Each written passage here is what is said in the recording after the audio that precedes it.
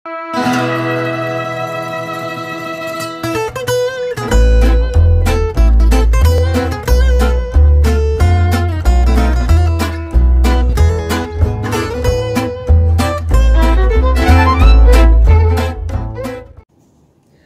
guys, Assalamualaikum warahmatullahi wabarakatuh. Selamat pagi, ketemu lagi dengan saya Rena Julia di channel Dosen Kece. Di video kali ini saya akan menjelaskan tentang metode penelitian hukum. Karena ini pertemuan pertama, maka saya akan mengawali terlebih dahulu dengan fungsi metodologi itu sendiri. Metodologi itu metode atau jalan menuju kemana. Jadi teman-teman menggunakan metode untuk mencapai sesuatu gitu ya. Nah, metodologi itu sendiri merupakan suatu tipe pemikiran yang dipergunakan dalam penelitian dan penilaian. Jadi pengertiannya itu bisa diartikan seperti itu, suatu tipe pemikiran dalam yang dipergunakan dalam penilaian dan penelitian. Atau bisa saja metodologi itu merupakan teknik atau suatu teknik yang umum bagi ilmu pengetahuan gitu. Karena memang pakai metodenya apa, gimana caranya, jalannya mau kayak apa, mau kayak gimana gitu. Nah, atau bisa disebut juga cara tertentu untuk melaksanakan suatu prosedur gitu. Nah, itu fungsi dari sebuah metodologi. Nah, sebetulnya di dalam penelitian itu peranan metode itu seperti apa gitu. Sejauh mana peranan metode di dalam penelitian? Yang pertama, peranannya itu menambah kemampuan para ilmuwan untuk mengadakan atau melaksanakan penelitian secara lebih baik atau lebih lengkap gitu. Ada kalanya ilmu dari si peneliti itu akan lebih lengkap, akan lebih baik jika menggunakan metode penelitian yang tepat. Kemudian peranan metode selanjutnya yaitu memberikan kemungkinan yang lebih besar untuk meneliti hal-hal yang belum diketahui gitu. Misalnya kita tidak tahu hukum adat di Baduy seperti apa, maka kita melakukan penelitian dengan menggunakan metode empiris gitu. Maka kita akan menjadi tahu sesuatu yang sebelumnya tidak tahu karena kita datang ke sana gitu kan, terjun langsung ke lapangan.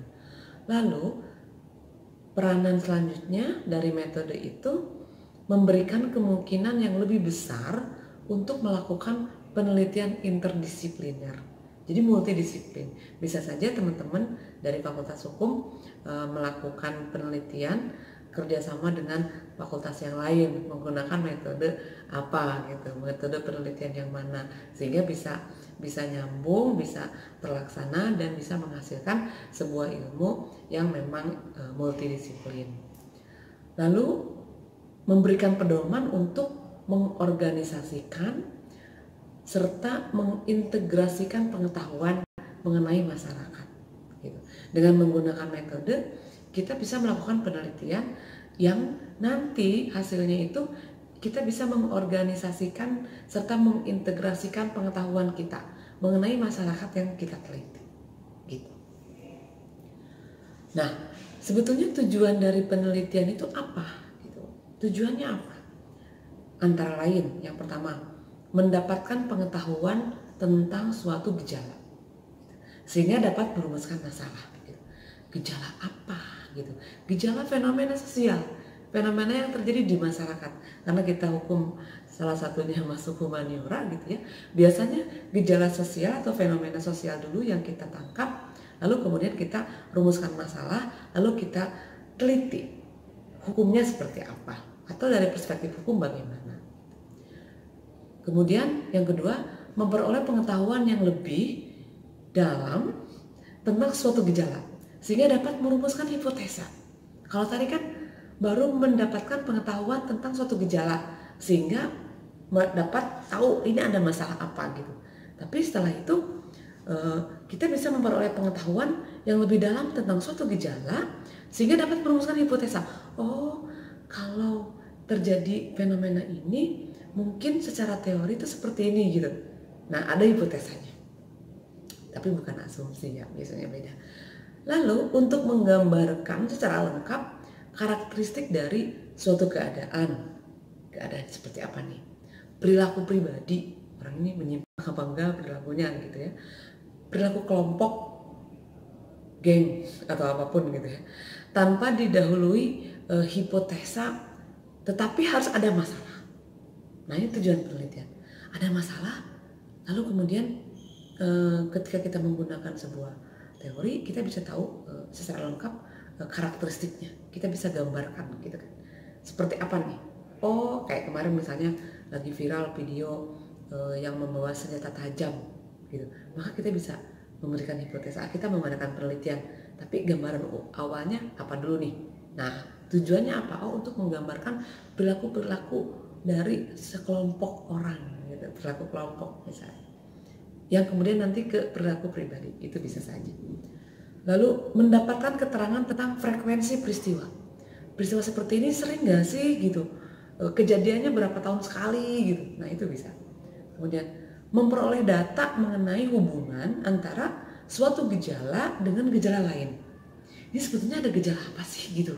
Ketika muncul video viral bersenjata tajam anak-anak muda, ini gejala apa sih? Apakah ada hubungannya dengan pemerintahan, dengan undang-undang ITE gitu? Ada hubungan antara gejala yang satu dengan gejala yang lain gitu, atau dengan pemilu dan lain sebagainya. Kemudian tujuan penelitian juga bisa menguji hipotesa yang berisikan hubungan-hubungan sebab akibat. Nah ini harus didasarkan pada hipotesa gitu. Kalau untuk ingin menguji hipotesa, karena sebab-sebab akibat itu kan bisa saja sebab yang mana yang menimbulkan akibat gitu. Kenapa orang menjadi berperilaku demikian, sebabnya apa gitu. Nah itu kan bisa terlihat dari akibatnya terlebih dahulu dengan adanya nanti hipotesa-hipotesa tadi gitu. Nah itu tujuan dari penelitian. Lalu sebetulnya penelitian itu kan bisa bermacam-macam ya gitu. Kita bisa melihat dari sifatnya terlebih dahulu. Misalnya ada yang penelitian eksploratoris gitu. Jadi dia mengeksplor pengetahuan-pengetahuan tentang yang diteliti itu gitu, karena dirasa masih kurang gitu, maka dieksplor gitu.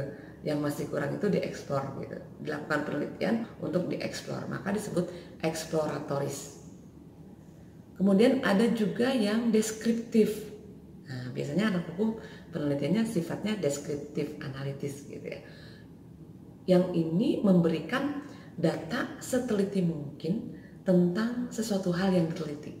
Jadi mendeskripsikan sampai detail gitu, seteliti mungkin tentang apa sih yang sesuatu yang diteliti itu yang seperti apa. Ada juga yang sifatnya eksplanatoris. Nah ini menguji hipotesa yang sudah ada. Nah itu explanatoris.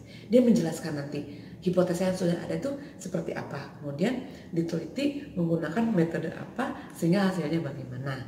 Gitu. Nah itu macam-macam penelitian dilihat dari sudut sifatnya. Nah, untuk video yang pertama ini sampai di sini aja dulu. Nanti kita akan lanjutkan ke materi-materi selanjutnya. Salam sehat selalu. Assalamualaikum warahmatullahi wabarakatuh.